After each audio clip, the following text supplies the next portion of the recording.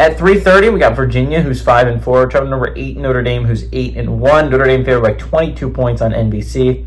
Anthony Calandri has gone 172 at 272, thrown for 1,948 yards, 12 touchdowns, 8 interceptions. Kobe Pace has had 100 carries for 442 yards and 3 touchdowns. Malachi Fields had 45 catches for 665 yards and 4 touchdowns. Riley Leonard has gone 145 at 225, thrown for 1,575 yards, 9 touchdowns, 3 interceptions. Also leads his team on the ground with 96 carries for 609 yards and 13 touchdowns. Bo Collins has had 29 catches for 374 yards and 2 touchdowns. Notre Dame is 4-0 against Virginia all time from 1959 to 2021. Notre Dame is 1-0 in the one-possession games they've played. They're 1-0 when they play in South Bend. And Freeman is 1-0 against Virginia. They own Virginia historically. Virginia got a big win, by the way, last week against Pitt. I feel like I haven't talked about that. That was a massive win for them. I did not see them making bowl eligibility. It's at least conceivable now, although last 3 games are rough, right? Their best chances are last week against Virginia Tech, but Virginia Tech has owned them for a little bit now. It's going to be an interesting game there. But the next 2 weeks, you're going to Notre Dame. You get SMU at home, so at least that's a win. But, it's a formidable schedule down the stretch. Coming off a big win against Pitt. By the way, Notre Dame has looked like a completely different football team since that Northern Illinois loss. I don't know if anyone else has noticed that. They've been on a rampage. They played one game that was close against Louisville, and that's it. Now, to be fair, not playing the hardest opponents.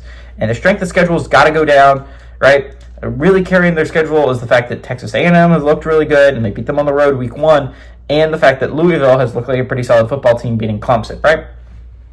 All that being said, I think Notre Dame should be the bottom 1-loss teams. I think SMU should be ranked ahead of them, and I think Miami's lower than them. Miami should be ranked ahead of them. Because if you're looking at the loss, you do not have a more ugly loss in the season than a 6-4 Northern Illinois loss. It's a bad loss to have on your resume if you're Notre Dame, because if you look at it, everyone else has at least a respectable loss. Now, some of them are less respectable than others, like Penn State's losses to Ohio State. That's reasonable. Ohio State's losses to Oregon. Very reasonable. SMU's is to BYU. Very reasonable. You look at it from the other hand, there's some of them that are like, losing to Arkansas on the road isn't a great look if you're Tennessee. Losing to Georgia Tech on the road isn't a great look if you're Miami. However, all of those losses are better than losing at home to Northern Illinois.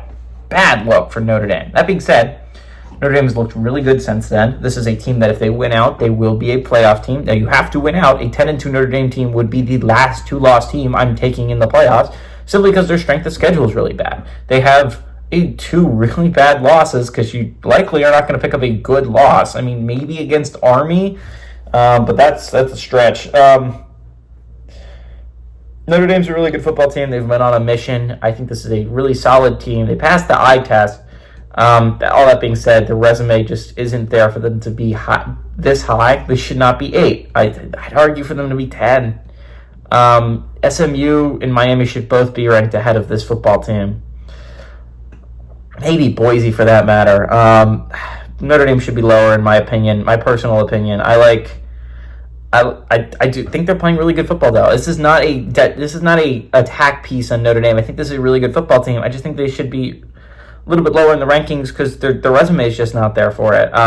This high of a ranking. Give me Notre Dame to win, and honestly, I like Notre Dame to cover at home.